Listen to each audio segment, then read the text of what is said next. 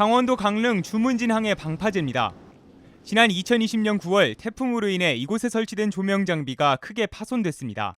강릉시가 1억 5천만 원을 들여 설치했는데 권모 씨가 운영하는 A업체가 사업을 맡았습니다.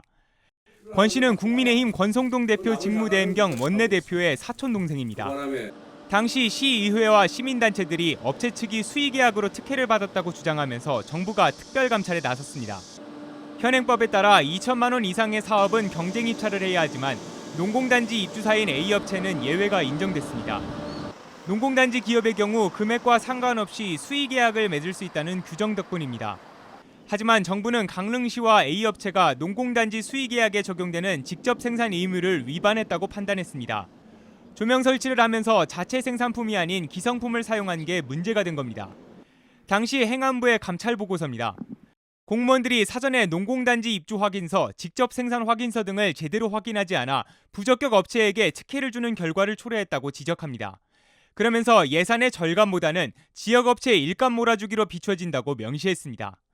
하지만 강릉시는 담당 공무원 등 7명에 대해 징계를 내리고 A업체에 대해서는 개선 요청 사항만 보낸 것으로 확인됐습니다. 당시 징계위원회는 강릉시청 인사행정 담당을 맡았던 권 직무대행의 또 다른 친척이 포함된 걸로 알려졌습니다.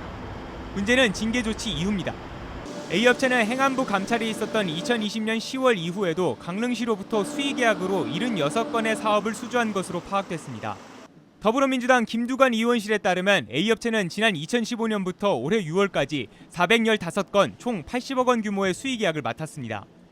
김 의원은 행안부 감사가 있었던 사업뿐 아니라 전체 사업 과정에 특혜가 의심된다며 부당한 권력 행사가 있었는지 밝혀야 한다라고 주장했습니다.